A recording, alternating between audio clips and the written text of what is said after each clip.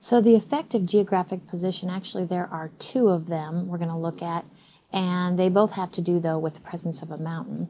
In the first case, both of these locations are marine locations, but one is on what we say the windward. One location is what we say on the prevailing windward side of the mountain.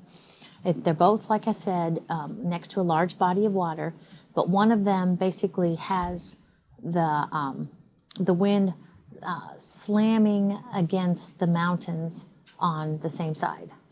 Okay, that's called windward. The other one is also a coastal location, but the wind is blowing basically on one side of the mountain, and then it goes over the mountain to this location, which is on the coast. So that location is on what we say the leeward side of the mountain relative to the wind. So basically the mountains are kind of blocking this little coastal location from the prevailing wind. Windward versus leeward location. Maybe this will kind of help. So to show you the two locations that your author chose, one is on our west coast and one is on our east coast.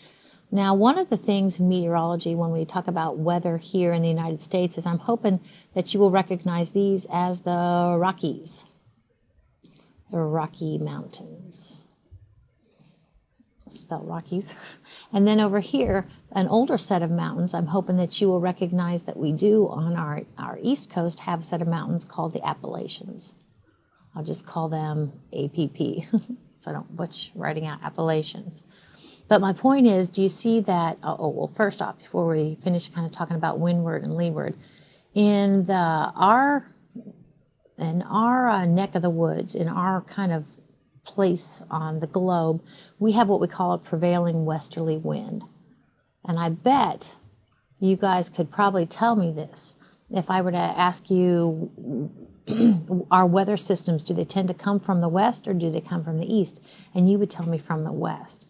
So now, this is not to say that the wind cannot blow. The wind we know blows all sorts of different directions, but especially at upper elevations, we have kind of a prevailing, what we do have definitely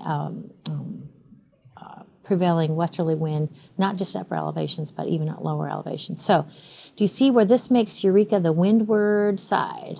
We're going to be using this term windward later. And that makes New York the leeward, what we call the leeward side. So it's kind of on the leeward side of the mountain. It's kind of on the protected side. So let's see what we have with regard to the moderating effect of the Pacific Ocean. Sometimes I tell students that it kind of helps if you have your favorite atlas or your globe handy, and of course this is the Atlantic Ocean. Okay, they're both continental, they're both maritime or coastal locations, but the one on the windward side is going to have a more effect, it'll sense more of being a maritime or coastal location than the location that is on the leeward side of the mountain. So here's Eureka. And remember, one of the big things that large bodies of water do to a location that's a coastal location is they kind of minimize, they kind of shrink down the temperature, the range of temperatures throughout the year, annual temperature range. And so here finally is the leeward coastal location, New York City. New York City. And you can kind of see where the range is a fair bit larger. Again, it's coastal, but it's a leeward location. So before we leave this effect of geographic position, just one other thing that I wanted to kind of tell you, run through you with regard to mountains and the effect of mountains. Actually, but in this case, I wanted to compare a coastal location and kind of a continental location. So again, we're going to talk about kind of a windward side being the coastal location and a leeward side being the continental location. So the example that your author chose here actually has to do with our west coast. And two locations, Seattle would be the windward location, coastal on the coast. And we have the Rockies, or a form of the Rockies, kind of separating then Spokane. Where's my little thing? There you go. There's my Rockies right there.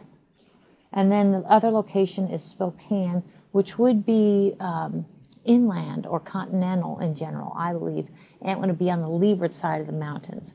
Now, one of the things not on this slide, but we're going to talk about later, is actually our Rockies are great at providing what we call a rain shadow, kind of on the leeward side of the Rockies. We're going to see that it's dry for a reason that we can really explain with regard to rising air. But just in general, comparing the annual temperatures of those two, go ahead and kind of really show you the whole thing here. See, they are at very similar latitudes, aren't they? And maybe similar altitudes or elevations. But it's those mountains that kind of block any sort of moderating effect that the Pacific Ocean may potentially even have on Spokane. So Spokane, again, is on what we would say the leeward side of the Rockies. And Seattle is on the windward side.